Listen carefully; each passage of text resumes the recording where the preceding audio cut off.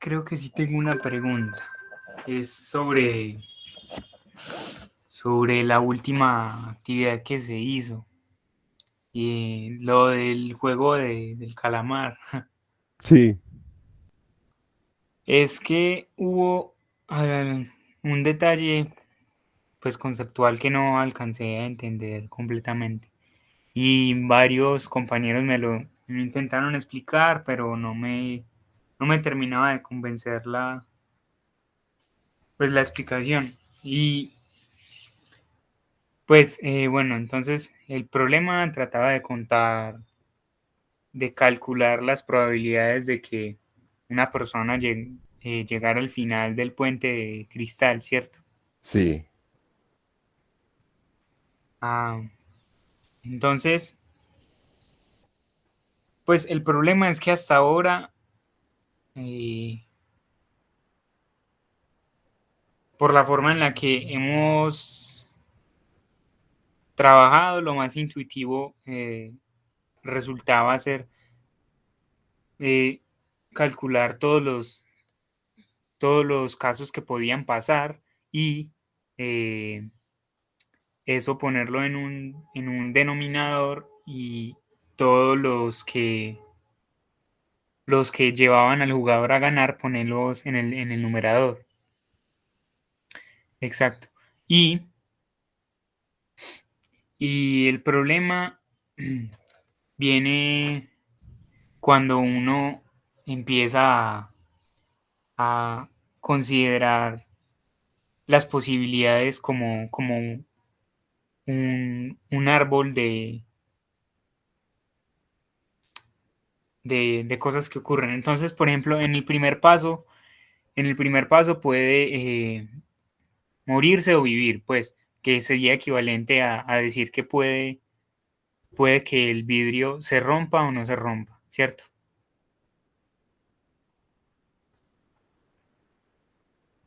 Profe, ¿me escucha? sí, Ah, bueno. sí, sí. Te estoy dejando hablar un poquito como para dar, para Puede luego dar, ir dibujando eso, porfa, para más, dale, para sí, después poder referirme con más facilidad a las cosas. dale. Entonces, eh, en el paso uno, pues puede romperse o no romperse. En el paso 2 también, en un principio, podría romperse o no romperse. Pero entonces, mi forma de verlo en su momento fue decir, bueno, sí, lo más intuitivo es decir que en cada paso tiene 50-50 de probabilidad de ganar. Pero, pero, es que si yo, em, si yo quiero calcular todos los caminos posibles, entonces yo solamente eh, tendría un árbol que, a ver, es que, profe, ¿puede dibujar un árbol binario, porfa? Exacto. Entonces, en ese árbol que usted ve ahí, en la primera bifurcación que existe es el primer paso. Y la segunda bifurcación es el segundo paso. Pero si consideramos, por ejemplo, ir hacia la derecha como sobrevivir e ir hacia la izquierda como morirse, entonces ir hacia cualquier cosa que ocurra después de haber ido hacia la izquierda tras una bifurcación sería imposible. Pues uno, Listo. el Entonces, jugador no puede hacer algo después de haberse muerto. listo. Entonces te lo voy a plantear de otra manera que de pronto te ayuda.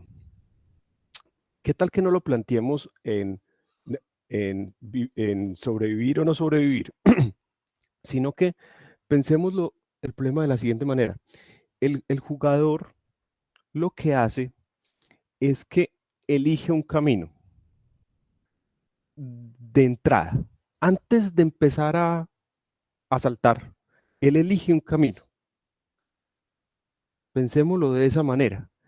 Voy a saltar primero en el izquierdo y luego de ahí al derecho y luego al izquierdo, no sé, algún camino. Él escoge que va a saltar por aquí, luego acá y luego acá. Entonces, eso puede que no sea completamente verdad, pero en últimas no hace ninguna diferencia si lo vemos de esa manera. En últimas, él va a elegir en algún momento un camino y ese camino puede ser correcto o incorrecto. O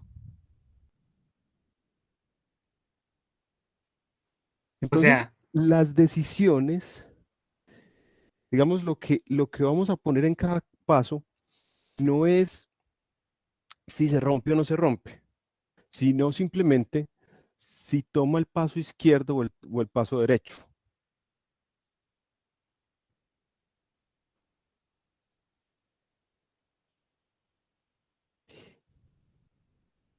o sea, es como si estuviéramos eligiendo el camino en su totalidad antes de tocar cualquier vidrio.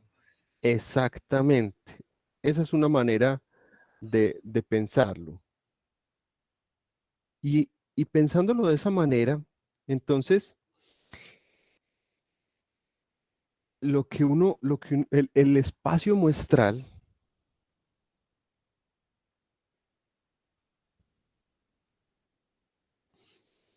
es el conjunto de todas las palabras.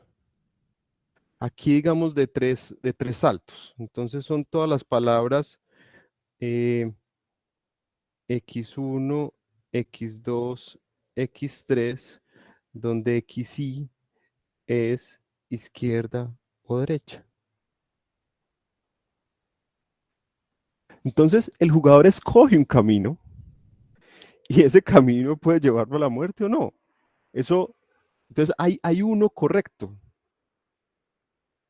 y todos los demás los llevan a la muerte.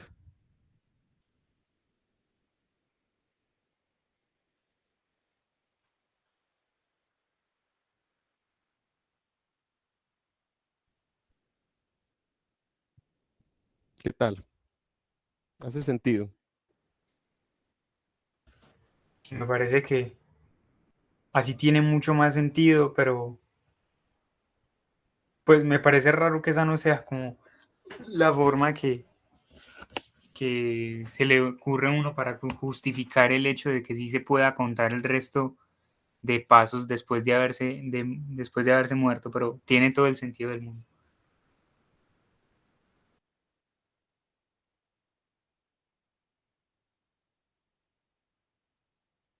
Yo creo que Bien, eso sería todo. Gracias, profe. bien. Por aquí había otra pregunta interesante. Está un poquito más atrás.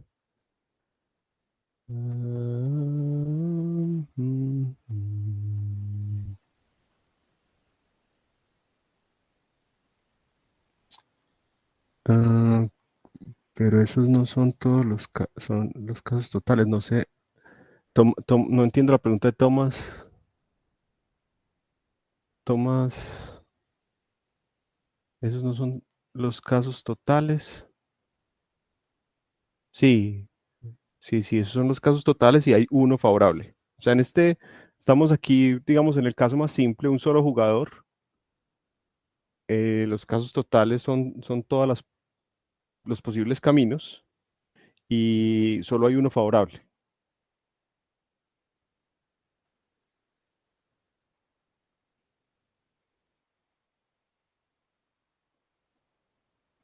Bien, Tomás tenía otra pregunta más atrás, que era cómo se despejaba la n. Esa es una muy buena pregunta. Yo, digamos, ese punto lo califiqué pues como muy, muy suave, porque no era del todo obvio, fácil hacerlo. Vamos a ver si por aquí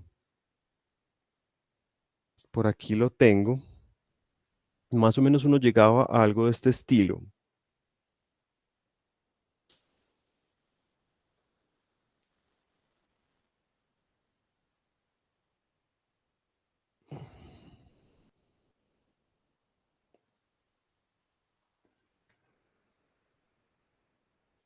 quiero encontrar un P.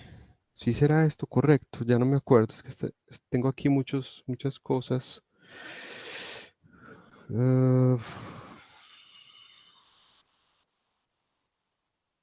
No sé si es exactamente correcto lo que tengo aquí, pero uno llegaba a algo de este estilo.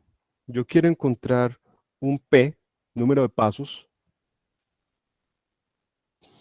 tal que eh, la probabilidad de ganar sea mayor o igual a un medio. Y la probabilidad de ganar tiene esta forma, que es una suma de coeficientes binomiales.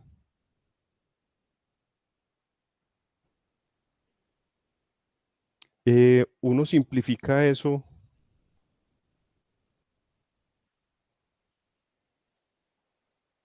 pasando el 2 a la m a multiplicar al otro lado y lo coloca así. Y hubo un acercamiento que me pareció muy acertado de varios de ustedes, que creo que es el campeón y ese es el que tengo acá. Eh, Uno quiere encontrar P que satisfaga esto. Entonces, lo que observaron varios fue lo siguiente. Por propiedades del binomial, 2 a la n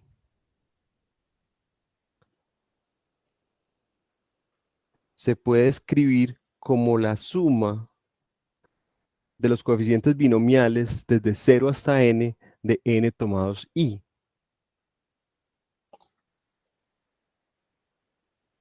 Es una propiedad del binomial.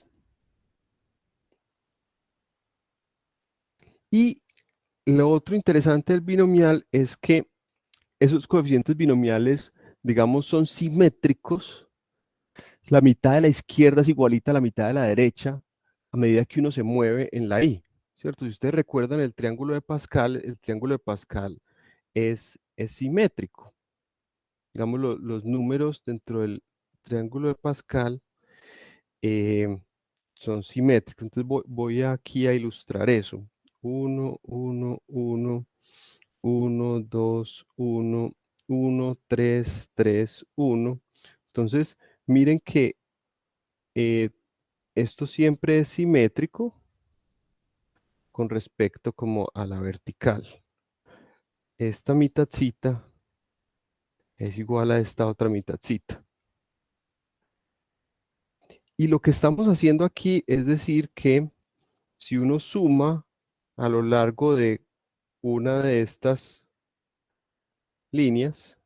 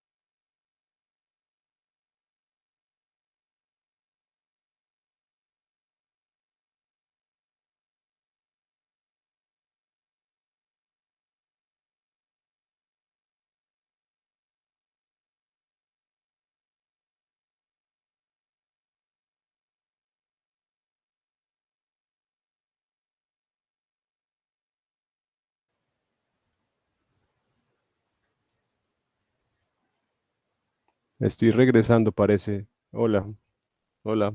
Me estaba quedando sin internet.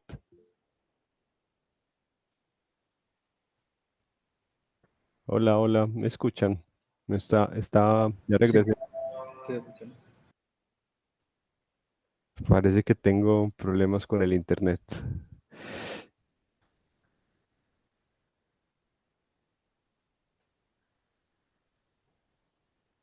Y vamos a ver si logro seguir esta clase. Qué pena con ustedes.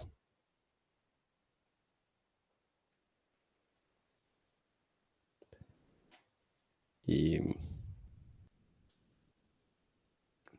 denme un momento a ver si logro conectar el otro aparato.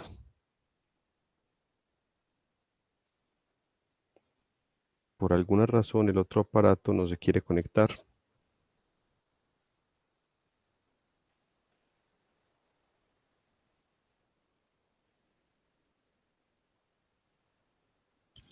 Al menos ya me escuchan.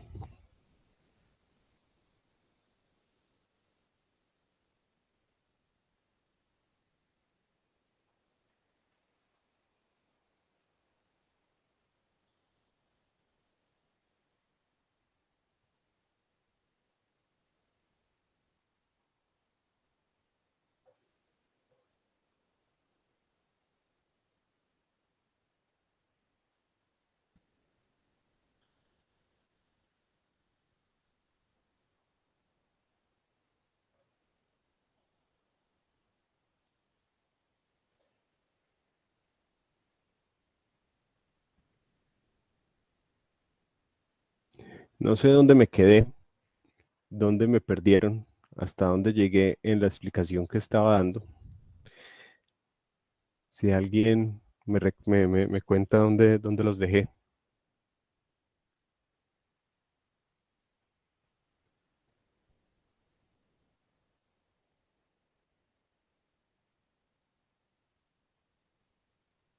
Simetría. Ok. Entonces, el, la historia es que cada una de estas filas del triángulo de Pascal es simétrico. Entonces, eso nos permite concluir que si uno recorre nada más la mitad, entonces la suma de toda la fila es menor o igual a dos veces eh, la suma de la mitad.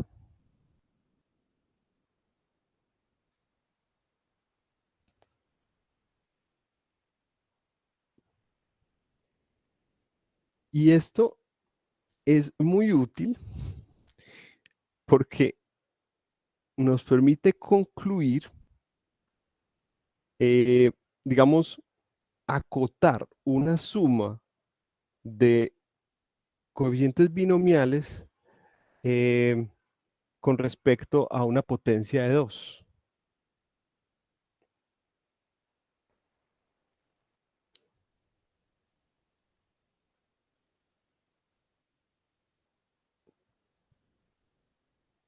Entonces,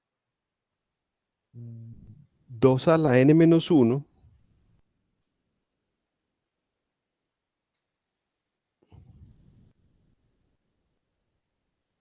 está entre la suma de los primeros n medios menos 1 y n medios.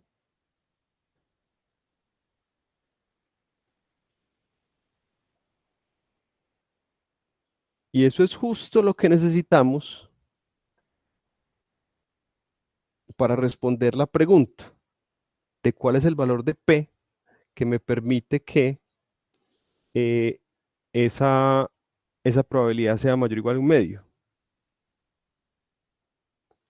Si uno ajusta las cosas, eh, las letras, digamos las variables, para que dé para esta situación, entonces uno concluye que esa suma es mayor o igual que 2 a la m menos 1 si p menos 4 es mayor o igual que el piso de n medios. Y de ahí puede encontrar un valor de P para un valor de n dado.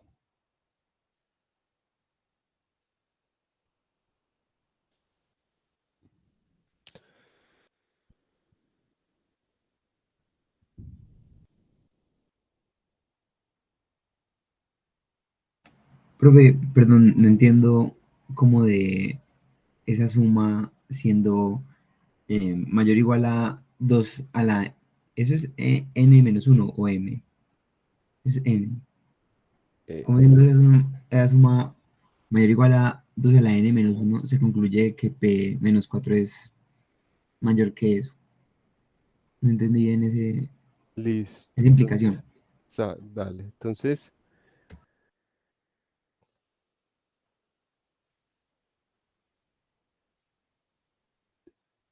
s- ¿quieres que esto sea mayor o igual a 2 a la m menos 1? Entonces, nos vamos a basar en esta desigualdad que tenemos acá,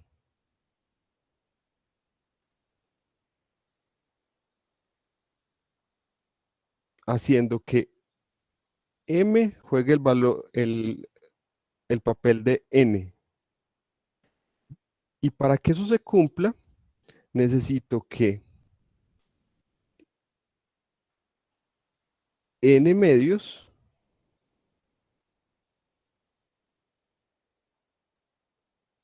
sea p menos 4. Mejor dicho, necesito que p menos 4 sea mayor o igual que n medios.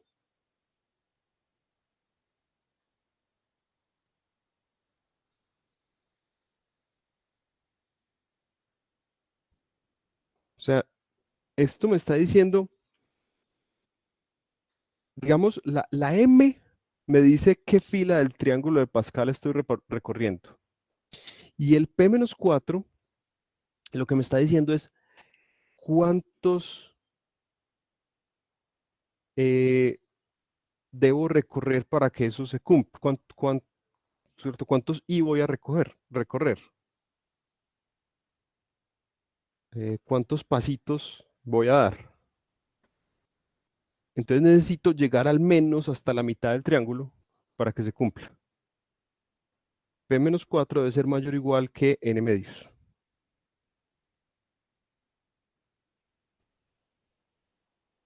¿Sí hace sentido, Federico? Y te pregunto, ¿por qué piso y no techo, por ejemplo? Ah, ahí, les voy a quedar debiendo ese detalle. Ok, ok, ok. Ahí sí, ya ahí entramos en unos detalles que ni yo estoy del todo seguro. Yo los pensé en su momento y concluí que con piso me funcionaba, pero incluso algunos de ustedes lo hicieron un poquitico diferente y se los puse bueno porque estaban suficientemente cerquita. Eh, puede que sea piso, si no uno no tiene la desigualdad, creo que es la cosa, puede que sea techo. Hay que pensarlo con calma para asegurarse de que es completamente preciso. Algunos aquí no tenían P-4, sino P-3. Bueno, hay detallitos ahí que hay que afinar, pero la idea es esta: utilizar esto y la simetría de los binomiales para acotar esa suma. Profe, y una cosa, entonces nosotros metimos la variable m para poder introducir p en la sumatoria. Ah, estas son las letras que yo tenía. Este es el Ah, número ok, de pasos. ok, ok. Y aquí M, ya ni me acuerdo qué es cada cosa.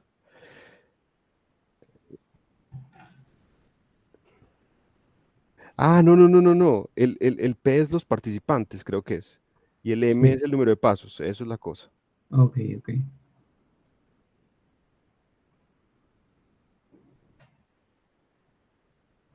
Ya no me acuerdo.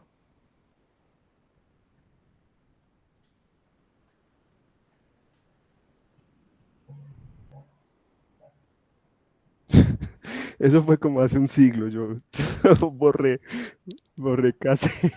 No, mentiras. Ay, creo que me estoy quedando sin internet otra vez. ¿Me escuchan? Sí, sí, profe. Yo te Oh, escucho. ok, bueno. Vamos a ver cuánto me dura.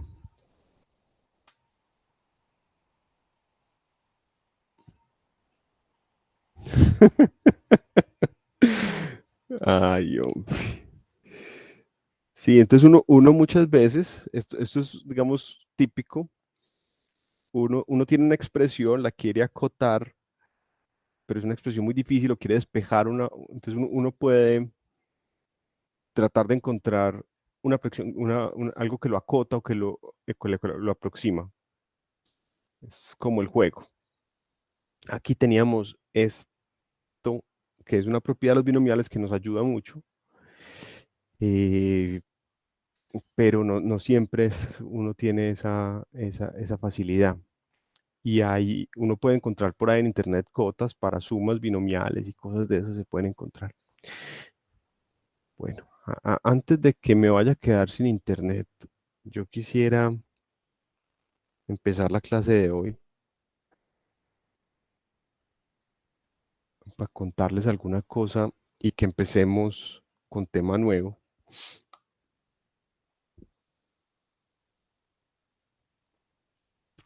Vamos a hablar de algoritmos.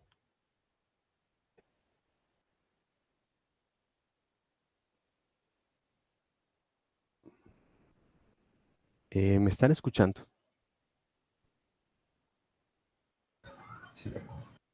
Ok, bueno.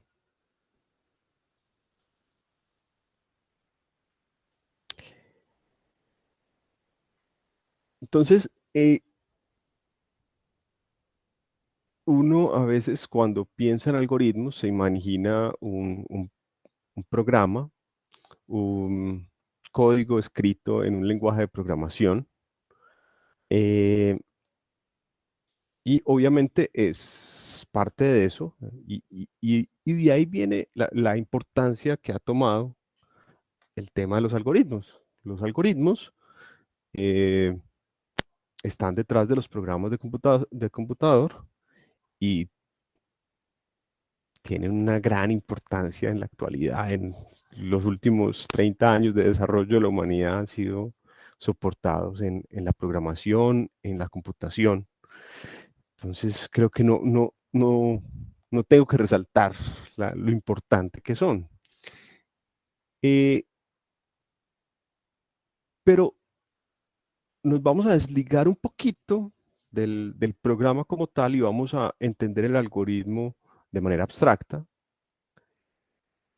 Un algoritmo es simplemente una serie de pasos que permiten llevar a cabo una tarea.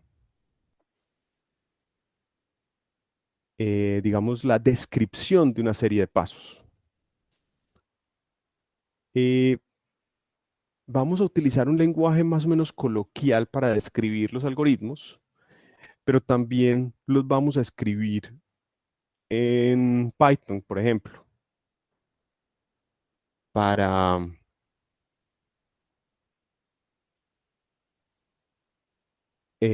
para que queden más formales. A veces utilizaremos español para describirlos, a veces un lenguaje de programación. Eh, un, y un algoritmo, como visto de esa manera, eh, se vuelve un objeto matemático. Y de allí viene que lo estudiemos en matemáticas discretas. ¿Cómo así? Sí, es un objeto matemático, así como un número, o como como un grafo, como una serie o como una integral o como una curva. Un algoritmo es un objeto matemático que podemos estudiar desde la matemática, en particular desde la matemática discreta, porque el modelo de cómputo del que estamos hablando es un modelo discreto, de cómputo discreto. Entonces, por eso lo estudiamos acá. No, ahí sí, pues me estás llevando a, a definir una cosa como muy filosófica. Es es algo que describimos desde la matemática que estudiamos, pero no voy a ir hasta esas profundidades. Eh, y qué tipo de cosas nos interesan de los algoritmos? Entonces hay dos cosas principales que vamos a ver en estos días, y es que sea correcto o no, y la complejidad.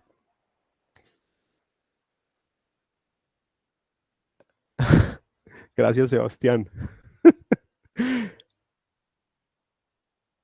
Entonces, así como de los números, uno se puede preguntar si es primo o no es primo, uno de los algoritmos se puede preguntar si es correcto o no. ¿Qué quiere decir que sea correcto?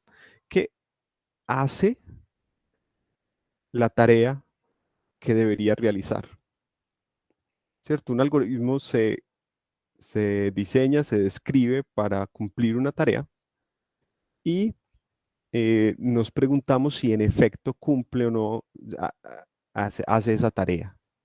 Entonces eso es la correctitud. ¿Es correcto o no es correcto el algoritmo? Y uno puede, en muchos casos, demostrar rigurosamente que el algoritmo cumple o no cumple la tarea. Y lo segundo que vamos a mirar de un algoritmo es su complejidad. La complejidad se refiere a la, digamos, los recursos que requiere el algoritmo para cumplir la tarea. Cuánto los recursos puede ser, cuánto tiempo le toma, o cuántas operaciones, o cuánto memoria. Uno mide muchos tipos de complejidades computacionales. Ya hablaremos pues como en más detalle de eso, pero es eso, es medir los recursos que utiliza, que requiere para cumplir la tarea. De eso se trata la complejidad.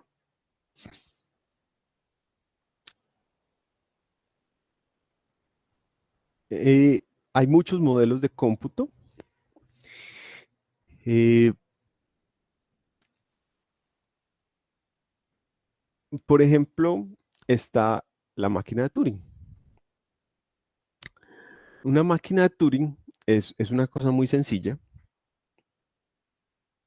Eh, es una, Turing la describía como una cinta infinita. Entonces, digamos, en ese tiempo se hablaba de cintas, pues, entonces imagínense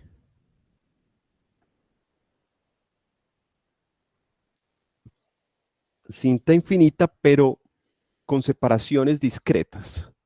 Digamos, hay unos espaciecitos eh, delimitados. Entonces, unos cajoncitos, por decirlo de alguna manera. Es una cinta infinita, discreta.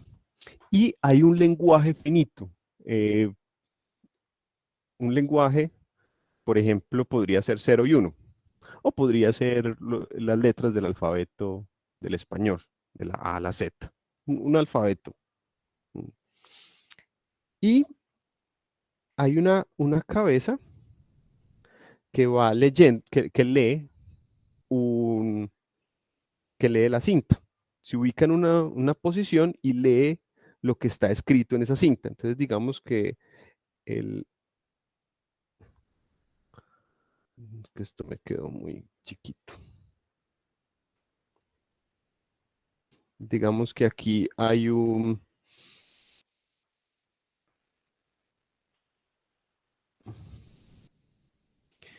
una A, B, no sé, X, H. Digamos que el lenguaje que estoy utilizando son letras del alfabeto, por decir algo. Entonces, la cinta lee lo que hay en ese cajoncito y tiene un programa que, dependiendo del símbolo que lee y de esa tabla finita de instrucciones, el programa está escrito aquí y el programa me dice, si encuentra una A, haga tal cosa. Si encuentra una B, haga tal cosa. Es un programa y es un programa finito. Esa tabla finita de instrucciones, según eso, eh, l- la máquina puede escribir otro símbolo allí, escribe un símbolo en esa posición y se mueve a izquierda o derecha. Entonces lee el símbolo, toma una decisión, escribe otro símbolo ahí, se mueve a izquierda o derecha. Y según eso también, una de las opciones puede ser terminar. Decide si para o continúa. Listo.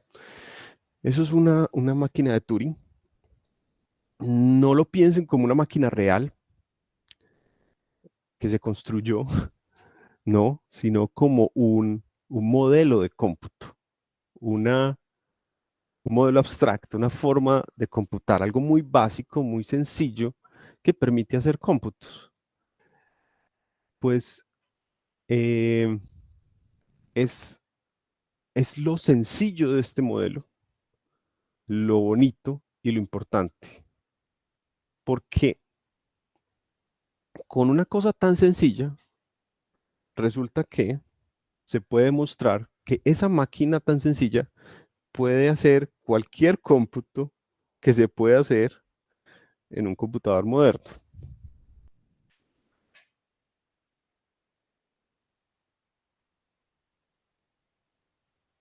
Ese modelito tan sencillo permite hacer básicamente todo lo que hacemos en un computador.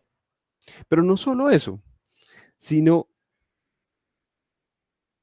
con igual eficiencia.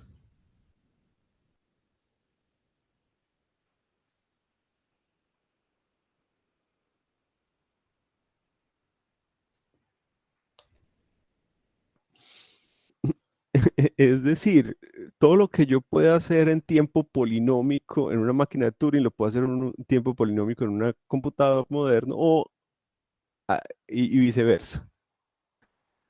Es, es suficiente para modelar lo que hace un computador moderno. Esa maquinita que les acabo de describir tan sencilla, eh, eh, sirve para modelar el cómputo en un computador, ¿cierto?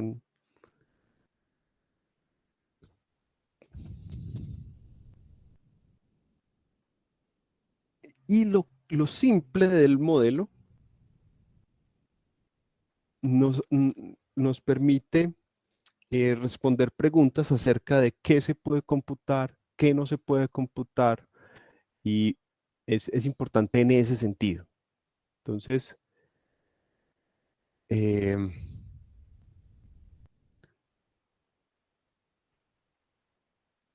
algunas de las preguntas más interesantes de la computación desde el punto de vista teórico es qué se puede computar, qué no se puede computar, qué se puede computar eficientemente, qué no se puede computar eficientemente, qué es eficiente, qué no es eficiente, etcétera, etcétera. Entonces, la máquina de Turing sirve para eso. Al ser un modelo muy sencillo, nos permite responder preguntas acerca de, eh, digamos, preguntas profundas acerca de la posibilidad de computar.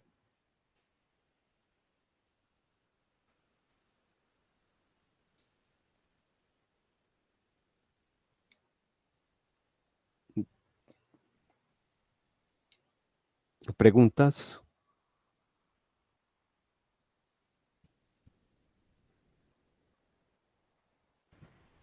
Profe, Sí, eh, la máquina de Turing puede hacer cualquier cómputo que se pueda hacer en un computador y un computador puede hacer cualquier cómputo que se pueda hacer en la máquina de Turing. sí, sí, obviamente. Ah, bueno. Porque como es con una tabla infinita, entonces pensé que eso le daba posibilidad de alcance a algunos algoritmos que en la vida real eran como no posibles. Uno más o menos simula eso, simula esa infinitud, pero realmente no la necesita, porque el cómputo es finito. Cualquier cosa que se puede computar en un número de pasos finito, pues va a poder eh, colocarse, digamos, en unos límites reales de esa cinta. Entonces, no hay problema.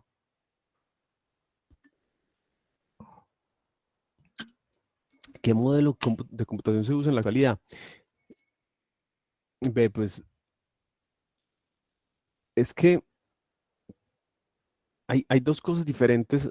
Esa pregunta tiene dos caras. Una es desde el punto de vista teórico y otra es desde el punto de vista práctico. Desde el punto de vista teórico, eh, hay cosas parecidas a las máquinas de Turing que todavía se discuten. Se utilizan como modelo para discutir qué es computable, qué no es computable y ese tipo de cosas. Pero por otro lado, desde el punto de vista práctico, nadie programa en una máquina de Turing, sino que uno programa en un lenguaje de programación de alto nivel sobre eh, que tiene debajo un compilador que escribe sobre un lenguaje de máquina que está escrito para un procesador supremamente complejo que interactúa con una máquina de video, bueno, con una tarjeta de video, bueno, etcétera, etcétera, etcétera. Entonces hay una cantidad de capas eh, y finalmente eso se ejecuta en un microprocesador de silicio. Pues la realidad de la programación está muy distante debido a que le hemos colocado capas que nos simplifican y nos permiten escribir programas de manera muy cómoda a los humanos, que programas que entiende la máquina y entiende el humano.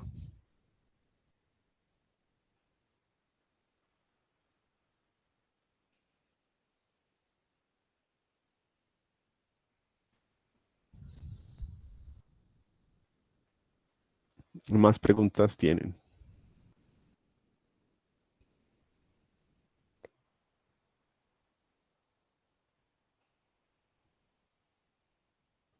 Preguntas, preguntas.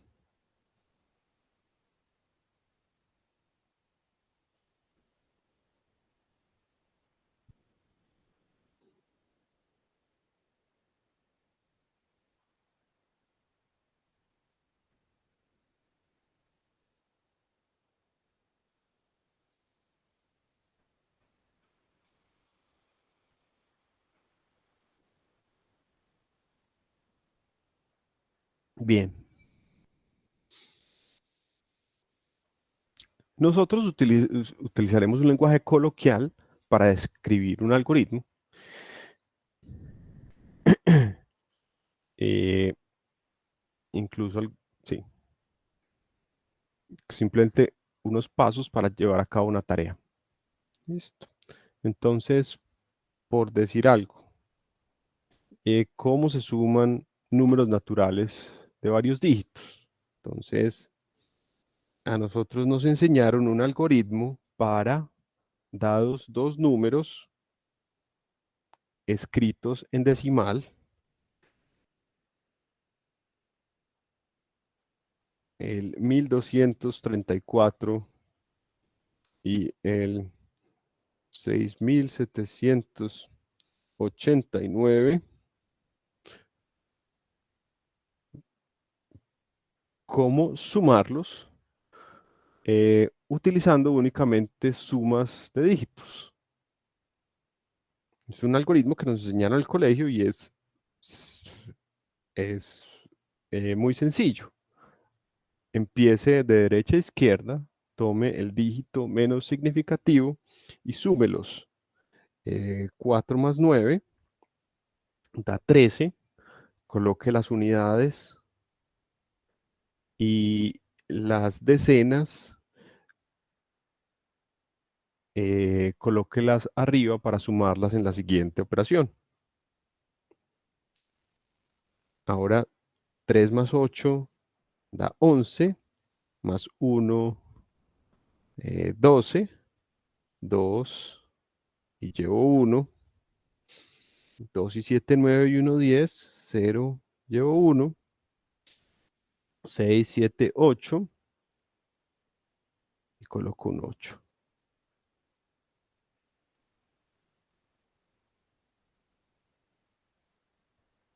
¿Sí?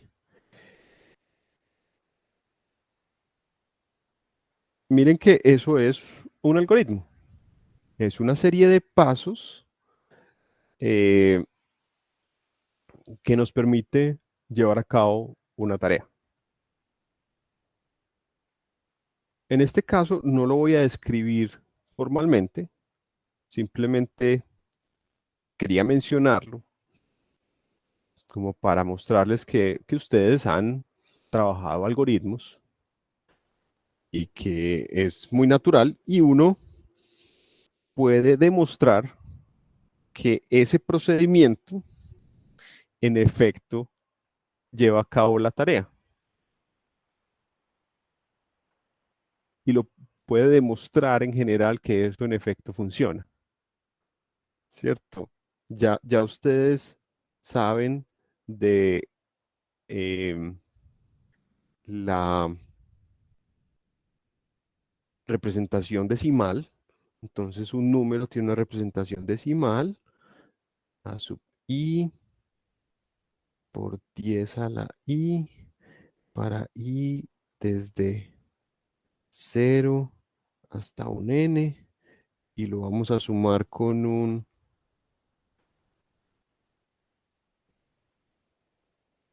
b sub i 10 a la i. Supongamos que igualamos las n y permitimos que los a sub i sean 0, que algunos a sub i sean ceros. Y uno puede mostrar que este procedimiento de sumar dígito a dígito y llevando las le permite en efecto sumar dos números. ¿Listo? No voy a hacer la demostración, pero se puede demostrar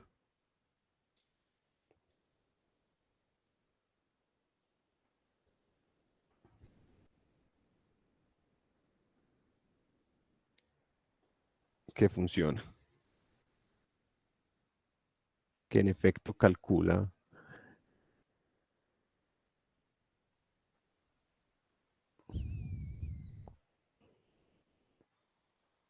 ¿Alguna pregunta allí?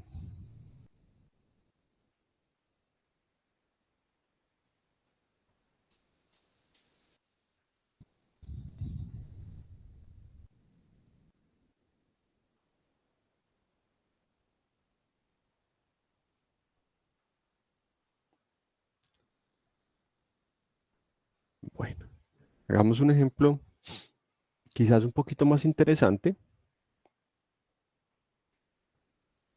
que es la evaluación de polinomios.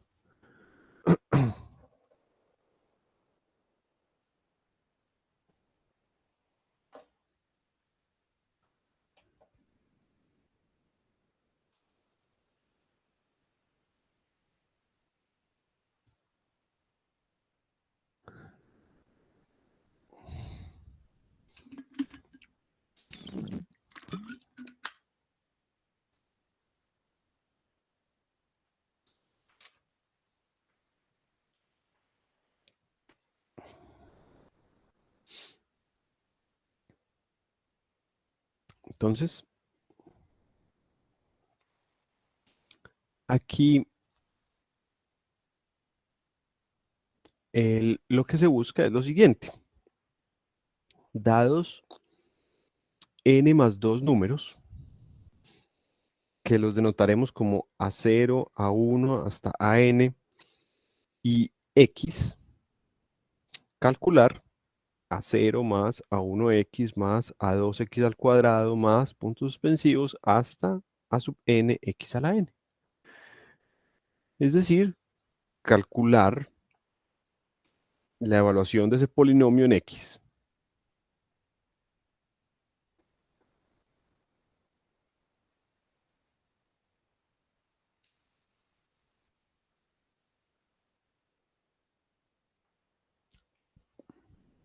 ¿Alguien quiere decirme cómo hago eso?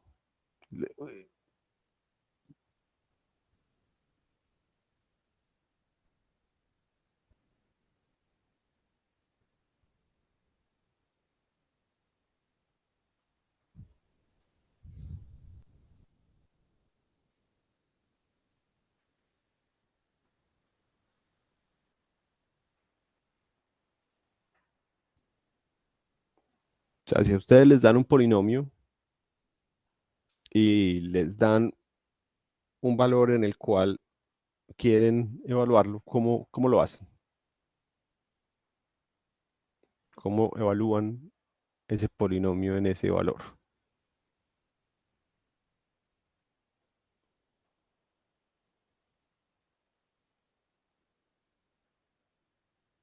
Reemplazando las X. Bueno, reemplazando las X.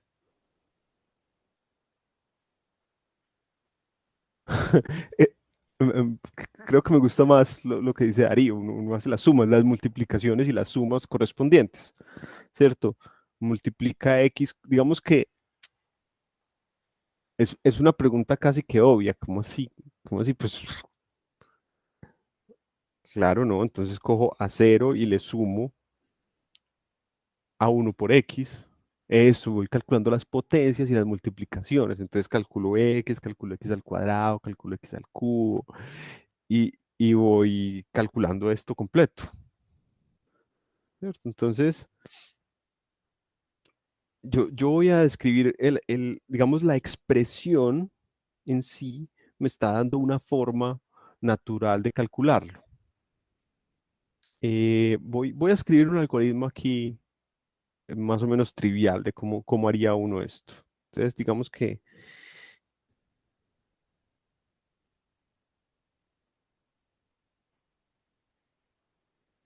la entrada para mi algoritmo son los valores de A0, A1, hasta A sub n y X. Y la salida, lo que yo quiero que haga el algoritmo es que al final me entregue A0 más A1X más puntos suspensivos más A sub n X a la n. Aquí no le estoy diciendo cómo hacerlo, lo que estoy expresando es lo que quiero lograr. Listo. Y voy a describir una serie de pasos mediante los cuales lo puedo hacer. Entonces, voy a calcular, voy a empezar diciendo que x sub 0 es 1 y en mi cabeza ese x sub 0 lo que es x a la 0. Y quiero que x a la i sea, que x sub i sea x a la i. Entonces, para i, desde 1 hasta n,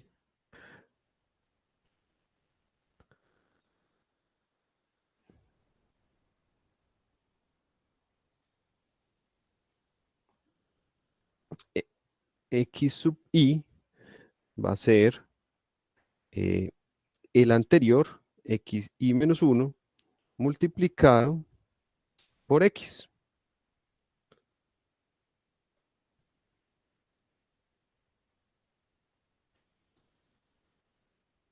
con eso calculé las potencias, ¿cierto? Lo que estoy aquí es describiendo cómo calcular todas esas potencias.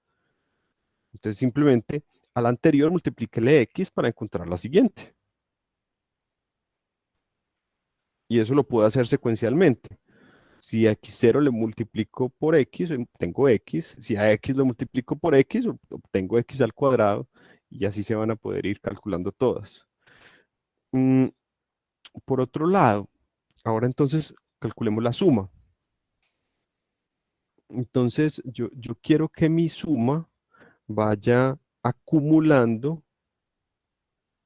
eh, los valores de izquierda a derecha de esa suma. Entonces voy a definir un valor S igual a 0 y voy a hacer lo mismo para I desde 1 hasta N. Voy a calcular, voy a S sumarle eh, el siguiente término. O sea, le voy a sumar a sub I por X sub I. Y al final voy a retornar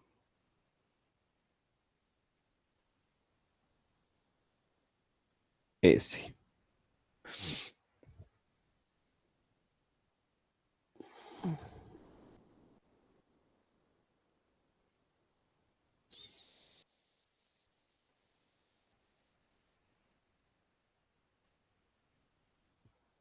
Sí, tienes toda la razón. Tengo que empezar desde cero.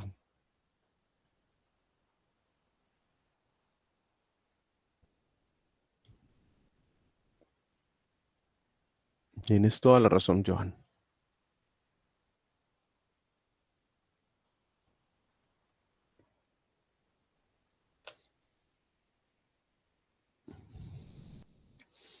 ¿Hace sentido esto? ¿Tienen dudas? ¿Este lenguaje es suficientemente claro para ustedes? Aprovechen, yo sé que esto es algo que muchos nunca han hecho, otros sí han hecho, pero podemos resolver muchas dudas aquí, cosas bobas, básicas del lenguaje que estamos utilizando, para ponernos de acuerdo en cómo vamos a hablar este lenguaje.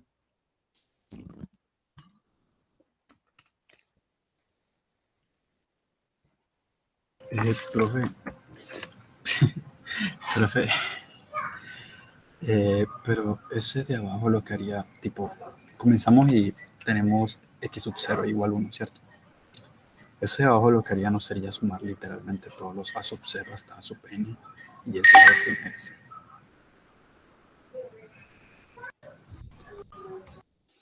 O sea, yo lo Es, veo como un ciclo que va desde 0 hasta n, entonces no es- sumaría literal todos los a sub i.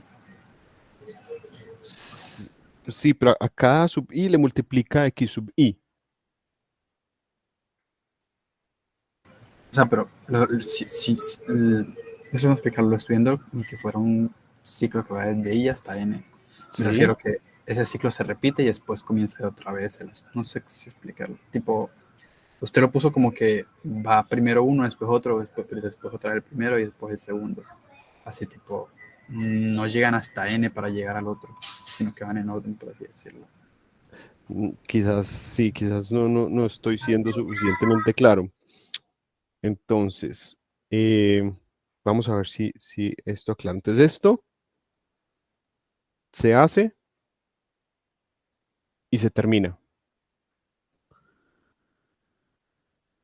Digamos que esto sería como el paso uno. Y luego se hace esto aparte. Paso uno, paso 2, paso 3 y paso 4. Johan. Hace sentido, o sea, yo primero calculo todas las potencias de x en este primer ciclo, en el paso 1. En el paso 2, inicializo s con el valor de 0. Y en el paso 3 voy a ir acumulando la suma. Entonces, para i desde 0 hasta n, s es la suma que llevo más a sub i por x sub i. Pero si es la suma que llevo, implica que nosotros pasamos al paso 2 y 3 justo en no al terminar todos los que x sub i hasta n, no.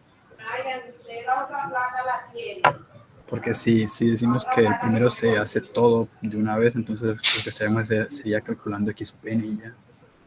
X a la n, perdón. Sí, x sub n. Exacto. Entonces, al final del paso 1, x sub i tiene el valor de x a la i. ¿Estás de acuerdo con eso?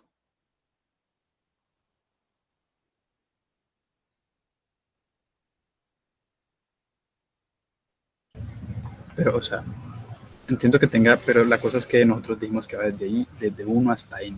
Es decir, esto se va a hacer n veces. Vamos a terminar Sí, teniendo x sub n. O sea, en el primer paso ya lo primero que haríamos sería calcular x sub n. sí. En el primer paso hacemos todos, x1, x2, x3, x4, x5, hasta xn. Pero según eso, me refiero, ¿dónde lo guardaría, por así decirlo? Porque si ya calculamos todo, ¿cómo vamos a saber El, el, cómo utilizar ese x sub i abajo? lo estoy guardando en la variable x sub i. Pero en la variable x sub i, después del primer paso, la variable x sub i sería igual a x sub n, ¿no? No,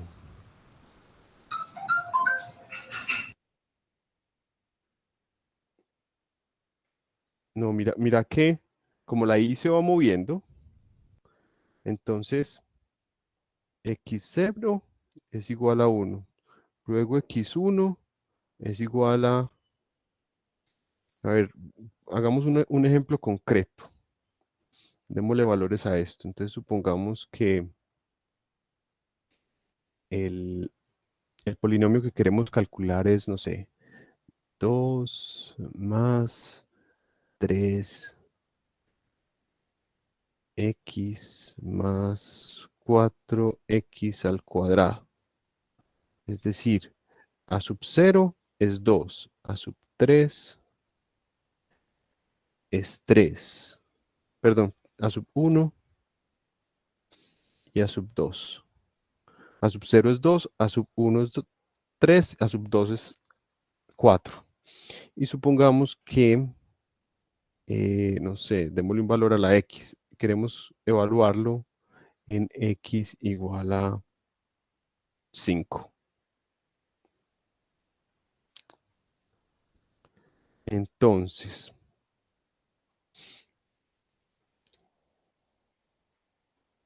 ¿qué pasa al ejecutar esta primera parte? Entonces, x sub 0 vale 1. Y empezamos el ciclo, el primer ciclo. Entonces, ¿cuánto valdría x sub 1? Según esa fórmula, x sub 1 valdría x sub 0 por x, que es 5.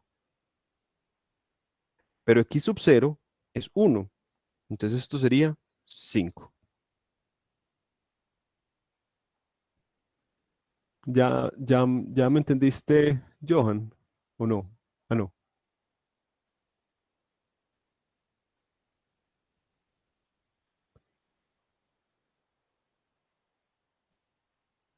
No, no se sobrescribe. En este caso no estoy sobrescribiendo el x sub i. Bien, bien, bien. Ese era, ese era el punto.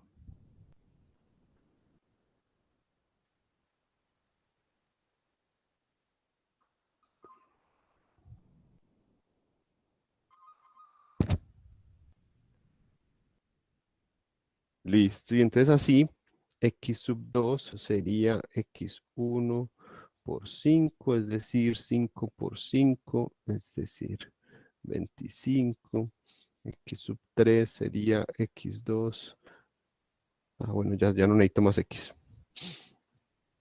Y por otro lado, ya ahí termina el primer ciclo. Y luego en el segundo ciclo, S empieza en 0. Luego, entonces aquí hay algo que yo quería decirles y es que uno, uno en la realidad programa más o menos así. S lo inicializa con 0 y va cambiando el valor de S. Pero hay situaciones en las que para analizar el algoritmo puede ser mejor eh, no sobreescribir, para no tener esa confusión de la que ahorita hablaba yo. De pronto es mejor no sobreescribir ese para poder referirme al valor que toma ese en cada paso. Entonces, en lugar de describir esta parte de abajo así, yo la podría describir como, mire, S sub 0 es 0 y mm, creo que voy a tener aquí problemas con la... Yo quiero hacer algo como de este estilo. Pero entonces aquí tengo un problema porque estoy empezando desde 0 hasta n. Entonces esto tendría que ser s menos 1. ¡Ay!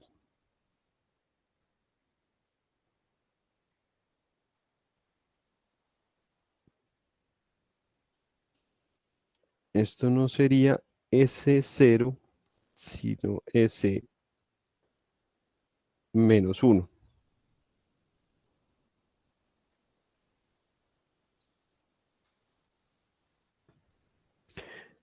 Y entonces de esta manera puedo distinguir los diferentes valores que toma S.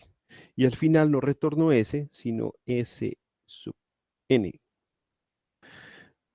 Entonces desde el punto de vista, si uno lo que quiere es analizar el algoritmo, puede ser conveniente no sobreescribir los valores de S, sino distinguirlos el uno del otro.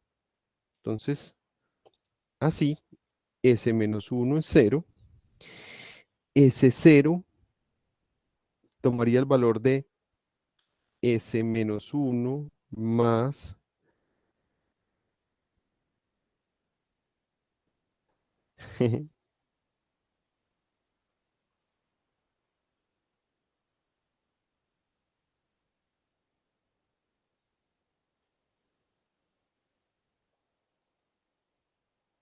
aquí tengo problemas. No, está bien. A sub 0 por X0, que sería 0 más A sub 0, que es 2, por X0, que es 1. Es decir, 2. Luego ese 1 sería S0 más A sub 1 por X1. Es decir, lo que llevaba el 2 que lo traía acumulado, más el siguiente término, que es 3 por 5. Entonces sería 2 más 15, 17. Y luego ese 2 sería lo que llevo acumulado más A sub 2 por X2, es decir, 17, que es lo que llevaba acumulado, más 4 por 25. Y ya mi calculadora en la cabeza no me da para... Ah, no, está fácil, 117.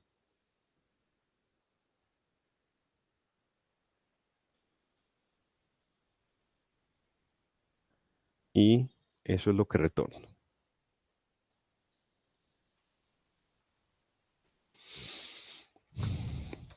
¿Hace sentido esto?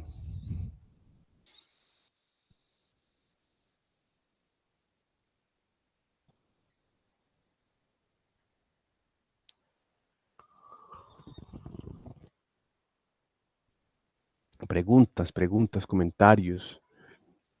De verdad que es el momento de afinar detalles del lenguaje que estamos usando. Estoy tratando de ir súper lento y con toda la calma para que nos pongamos de acuerdo.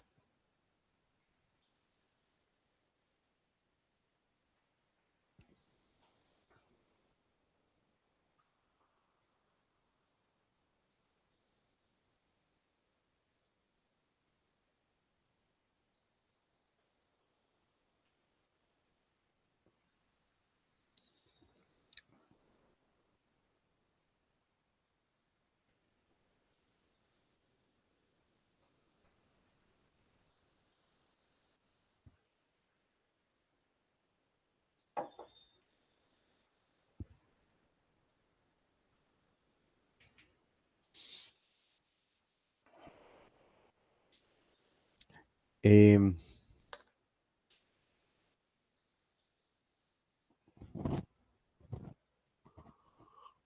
a esto se refería Darío cuando decía aritmética, cuando decía Camilo que calculáramos las potencias, hiciéramos las multiplicaciones, luego sumáramos todo.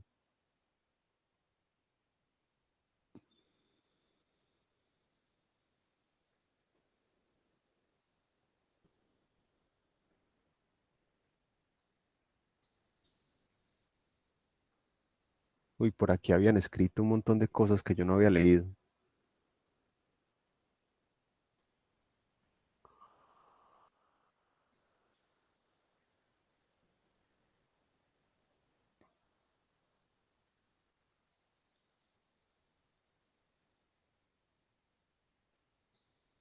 Camilo dice, en la práctica sería algo como x0 igual a 1, s igual a... Bien, me gusta lo que escribió Camilo.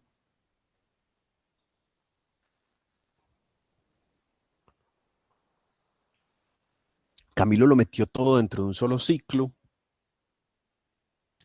Incluso si uno hace eso, no necesita almacenar todas las potencias de X porque las va usando. Entonces podría incluso simplificarlo un poquito más.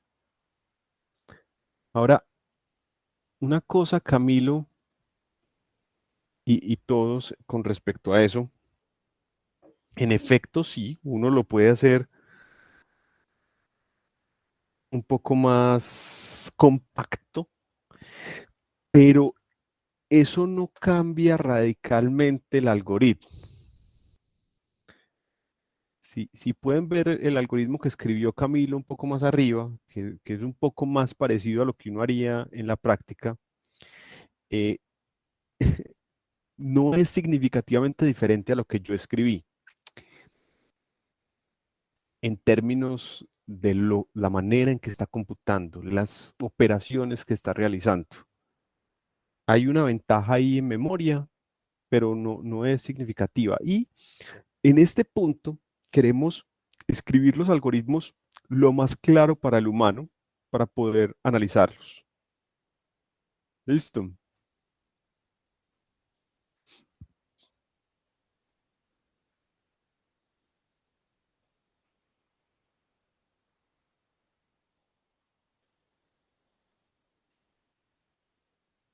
Ja, ya Camilo advirtió que su programa tiene errores. No, yo, a mí me gustaría que lleven esto a Python. No se queden solo en escribirlo hagan el esfuerzo de llevarlo a un lenguaje de programación y, y- y ponerlo a correr. Eh, de pronto tenemos oportunidad de hacerlo en clase en algún momento, pero ustedes lo deberían hacer. Listo. Ahora, sí, en MATLAB, en lo que quieran, en cualquier lenguaje, vale. Simplemente hagan ese esfuerzo de no solo quedarse en la descripción eh, del algoritmo, sino, bueno, esa prueba de fuego de listo, yo lo describo en papel, pero si soy capaz de describírselo a un computador para que el computador lo lleve a cabo, esa es la prueba de fuego, que sí funcione. Bueno, ahora, es la única forma esa em, de evaluar un polinomio. Pues resulta que no. Esa era una manera muy natural que surgió de la manera en que estaba escrito el polinomio. Nosotros casi que ni pensamos cuando lo hicimos. Simplemente, pues uno hace esas sumas y esas multiplicaciones y se acabó, es obvio. Pero, pero ¿será la mejor manera de hacerlo? ¿Será la única manera? Pues no, no lo es. Hay otro algoritmo muy famoso que es el algoritmo de Horner que se basa en la siguiente idea. Hmm.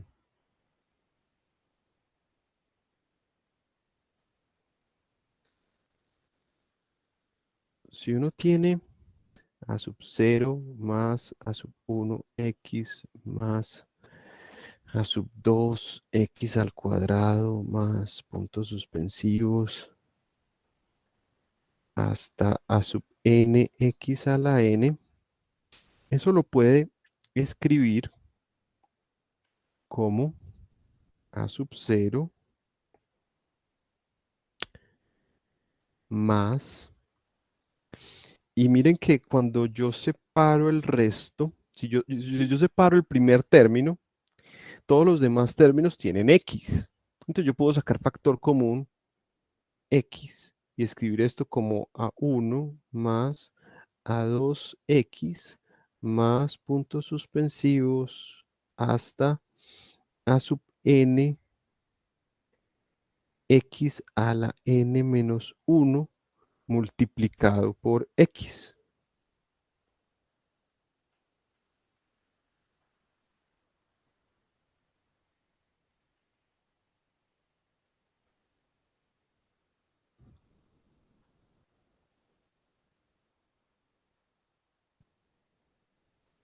¿Están de acuerdo?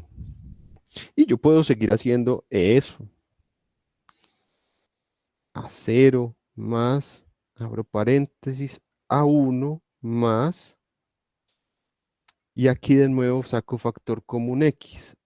A2 más a3x más puntos suspensivos hasta a sub n x a la n menos 2 x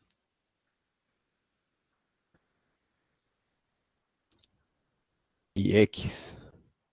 Y yo puedo seguir haciendo ese juego hasta que me queda como una cosa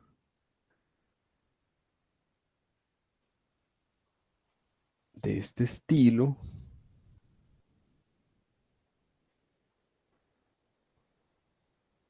Puntos suspensivos. Y adentro, en la parte más interna, lo que me queda es a sub n menos 1 más a sub n x por x por x.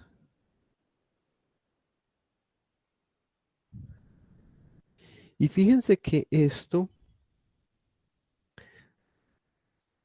sugiere otra manera diferente de evaluar este polinomio. La manera consiste en ir de adentro hacia afuera, primero calcular esto, multiplicar, y miren que hay un patrón muy bonito. Empiezo con a sub n, multiplico por x, sumo a sub n menos 1. Multiplico por x, sumo a sub n menos 2. Y así, multiplico por x, sumo a sub 2. Multiplico por x, sumo a sub 1. Multiplico, sumo, multiplico, sumo. Entonces, con esa idea, yo puedo hacer lo siguiente. El siguiente algoritmo. De nuevo, la entrada es la misma.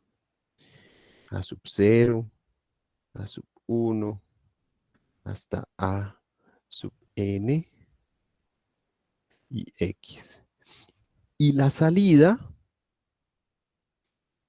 es la misma. Yo quiero lograr el mismo objetivo con este algoritmo, que es calcular a sub 0 más a sub 1x más puntos suspensivos hasta a sub nx a la n. Pero los pasos van a ser bien distintos. Aquí yo voy a empezar de adentro hacia afuera. Yo no sé si llamar a esto una suma, entonces voy a utilizar otra letra, voy a llamarlo P, va a ser el que acumula, y lo voy a inicializar como A sub n. Y para I, desde 1 hasta n, esa P la voy a actualizar como A sub n menos I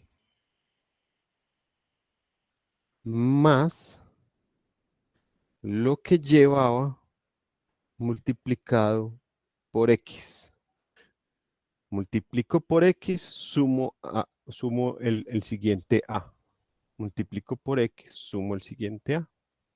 Y al final, retorno p. Puedo hacer lo mismo que hice en el anterior, y es que eh, para distinguir los p y poder hablar de ellos, les puedo dar nombre. Entonces puedo llamar a este p sub 0 y a este p sub i y a este p sub i menos 1.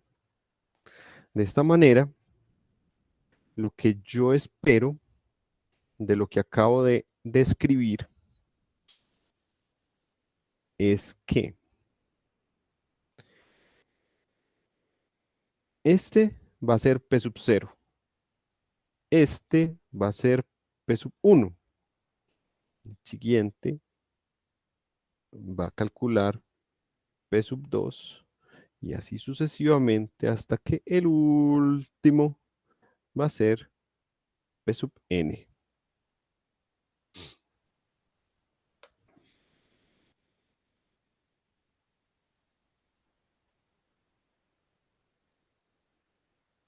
¿Qué tal? ¿Qué opinan?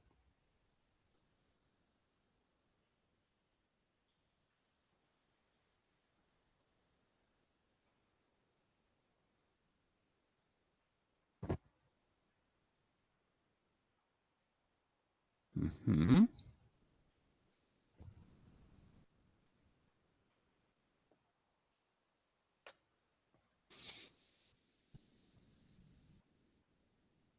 Ahora, ¿tendrá alguna ventaja hacer esto de esta manera? Bueno, lo primero es que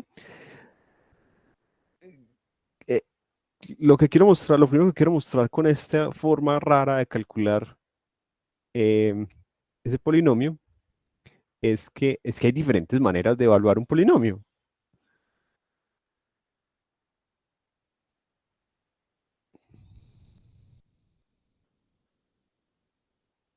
No veo qué hace que este sea mejor que el anterior. Muy bien, ¿cuál es más eficiente? Pregunta Federico.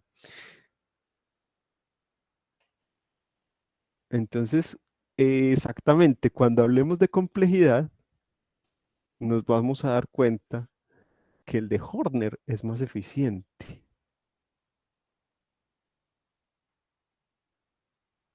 Hmm.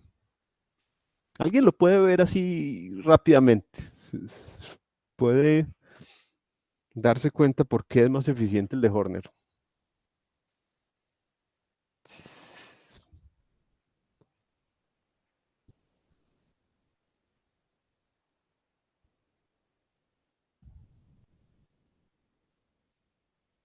Profe, tengo una pregunta. No es porque sea recursivo.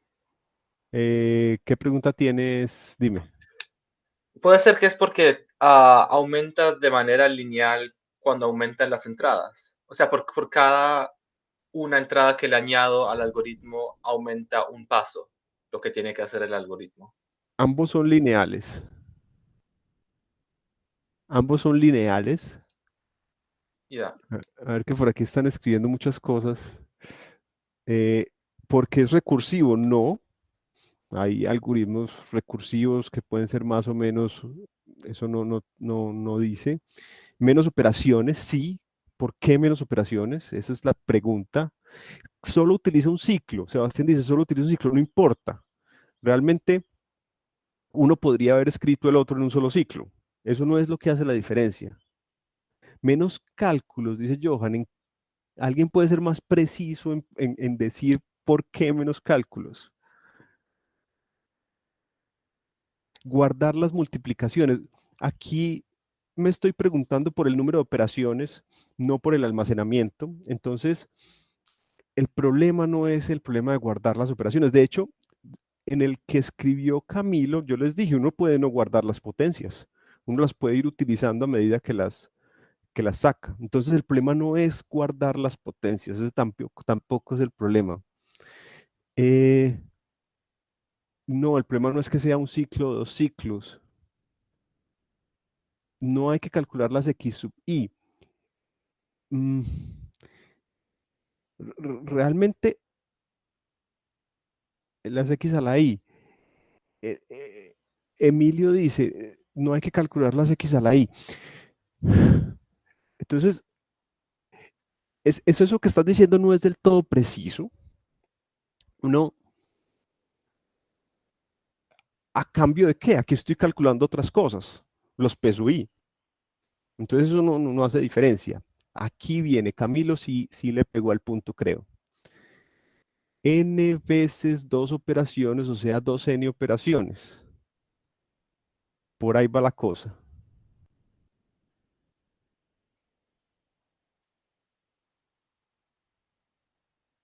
El otro hace 4n operaciones y este 2n operaciones.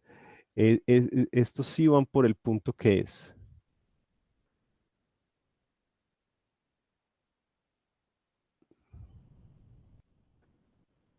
Sí, Edwin pregunta por los ASUI, los podríamos tener en una lista. Entonces, sí, el tema es que en este se hacen, el tema finalmente son las multiplicaciones, para ser más precisos. Miren que aquí es muy fácil darse cuenta de cuántas multiplicaciones se están haciendo. Para cada i se hace una multiplicación y una suma. Punto. Estamos haciendo n multiplicaciones y n sumas. Exactamente, n multiplicaciones y n sumas. Mientras que en este otro hicimos por aquí n multiplicaciones y por acá otras n multiplicaciones y además n sumas. Es decir,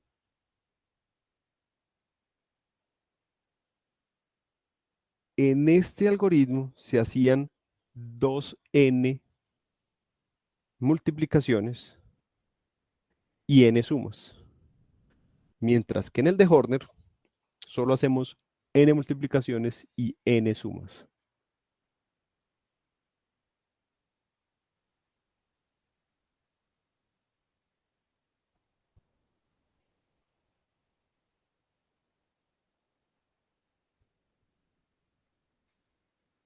Pero la clase entrante hablaremos con más propiedad del tema de complejidad. Hoy quiero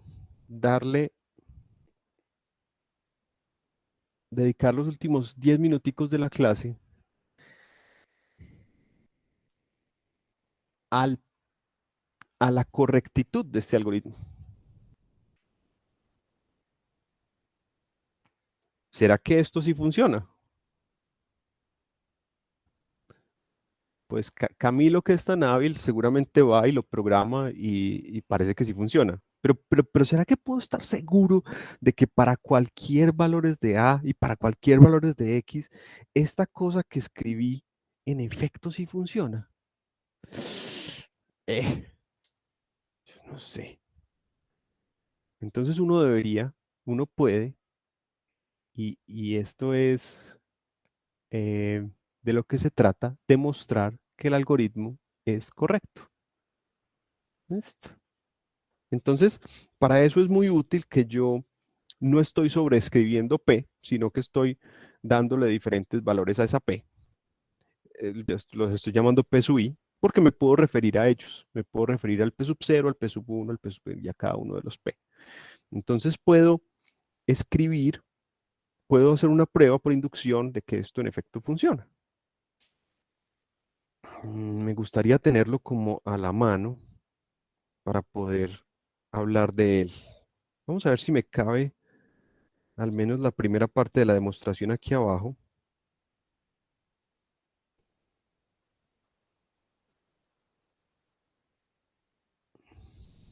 Mientras la planteo para que ustedes puedan ver el algoritmo al lado.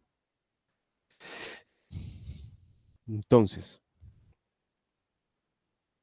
con P sub 0 igual a A sub n y P sub i igual a A sub n menos i más P sub i menos 1 por x para i igual a 1 hasta n, se cumple que el iésimo de estos, el P sub i, es igual a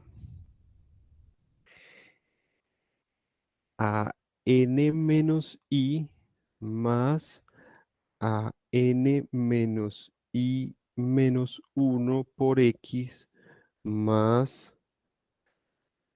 a puntos suspensivos hasta a sub n x a la i.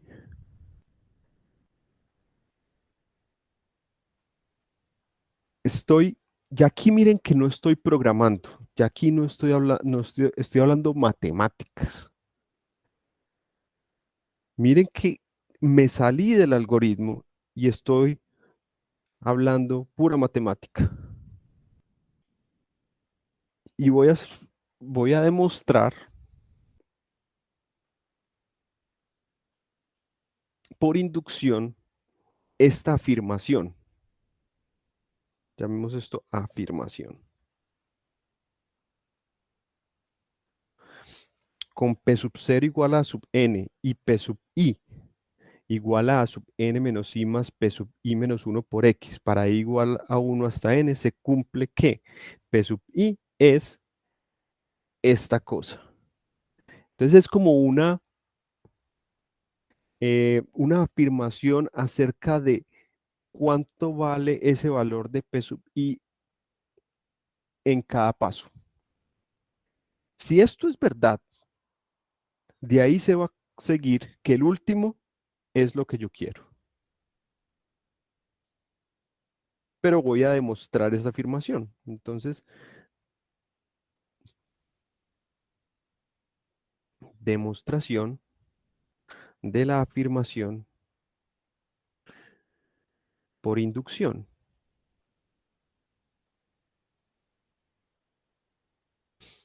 Y ahora sí me voy a llevar esto para la siguiente diapositiva, porque no me va a caber acá.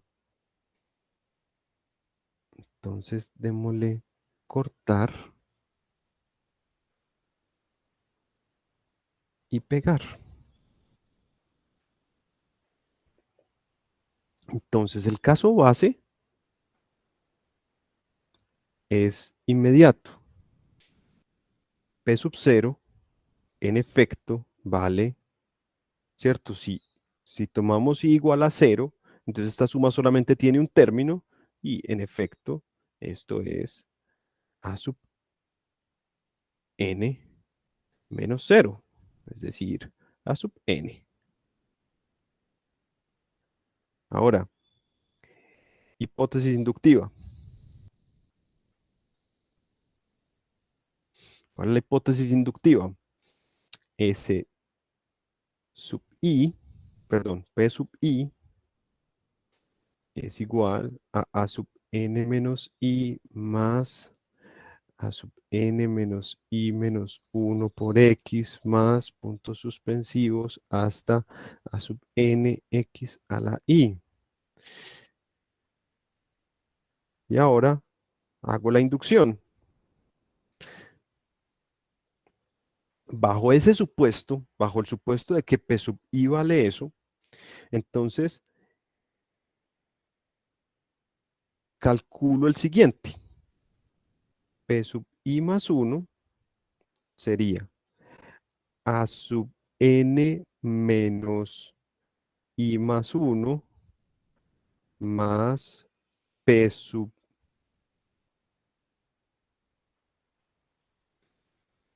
i por x, pero utilizo la hipótesis inductiva. Entonces esto es a sub n menos i menos 1 más yo sé cuánto vale P sub i. Vale esto.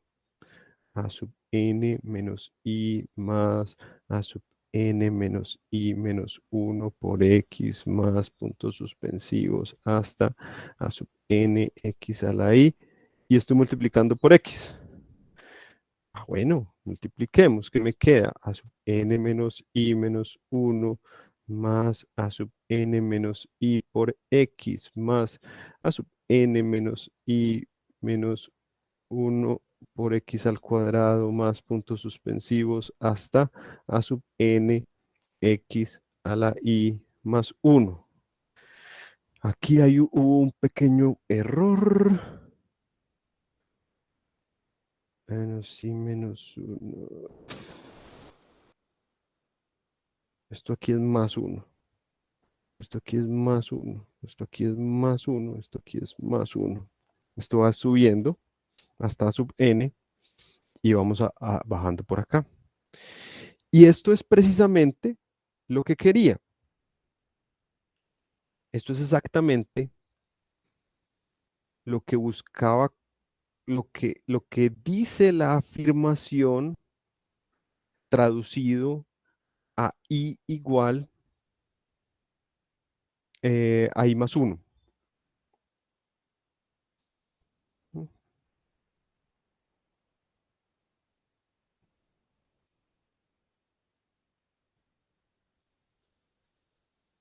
Luego, por principio de inducción,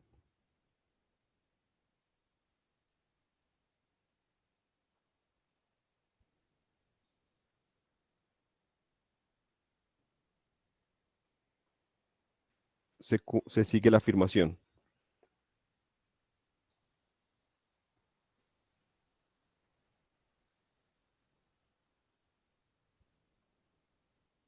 Y miren que esa afirmación,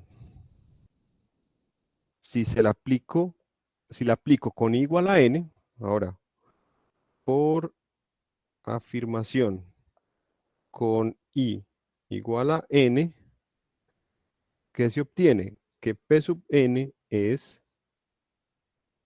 a sub 0 más a sub 1x más a sub 2x al cuadrado más puntos suspensivos a sub n x a la n. Preguntas.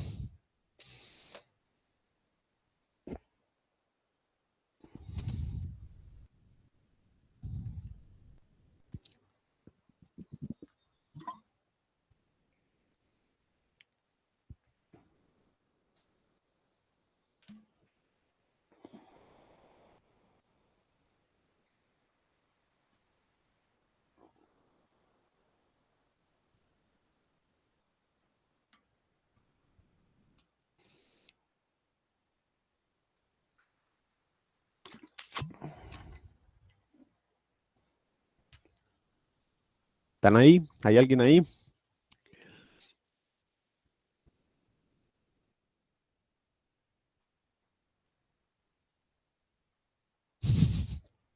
Al menos hay uno. Bueno, hay dos. Eh,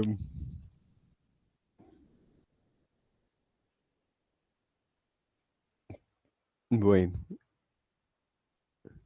entonces, ah,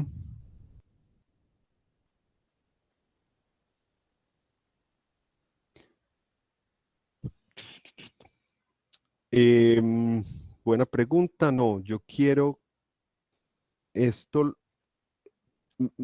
Buena pregunta, Camilo. Mira,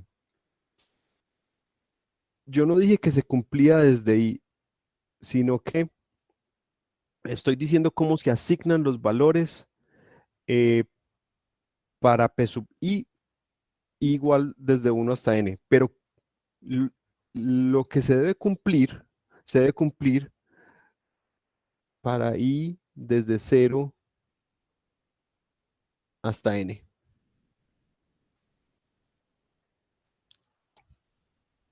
Entonces, el I desde uno hasta n es cómo asigno los valores a los P sub I, pero lo que quiero que se cumpla desde I igual a cero.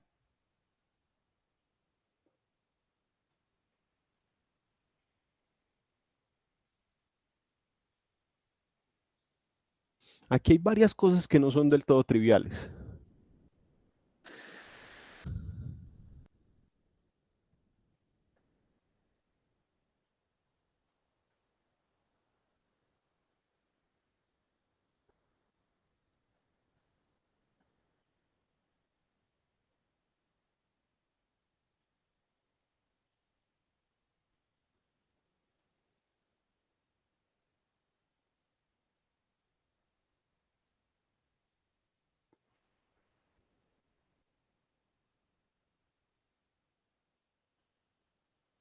La clave de esta demostración, yo realmente no la discutí, simplemente se las di, pero la clave está aquí, en establecer una afirmación que se cumpla para cada P sub I.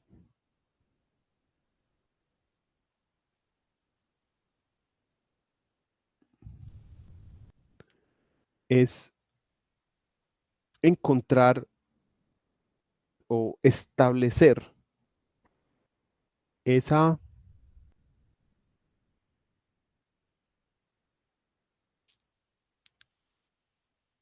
eh,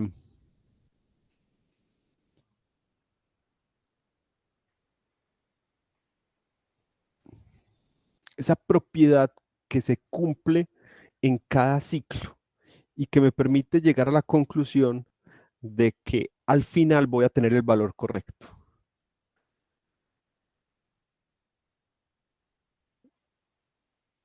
Con I igual a cero,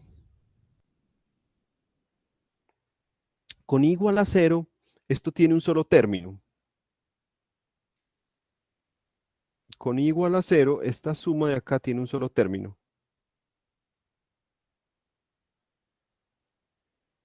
que es A sub n eh, por X a la cero.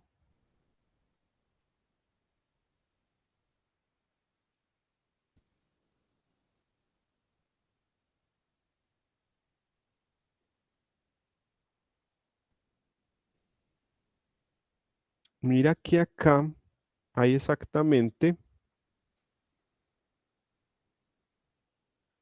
cuántos términos hay aquí. I más un términos. Entonces con I igual a cero habría un término, que es el primero o el último, es lo mismo. Hay un solo término en ese caso.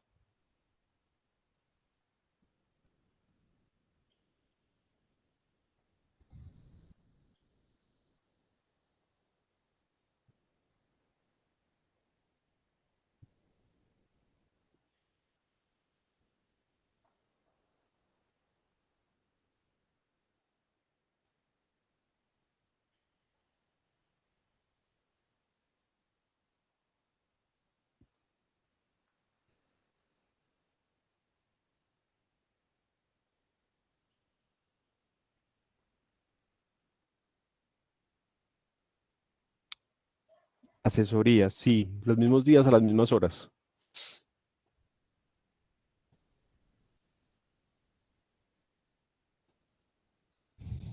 Por ahora sí, seguimos igual. Bueno, ha sido un placer. Ahí los dejo por hoy. Espero sus preguntas también la próxima clase. Nos vemos, nos vemos el jueves. Yo les enviaré invitación y bueno, que tengan una feliz tarde, un feliz día.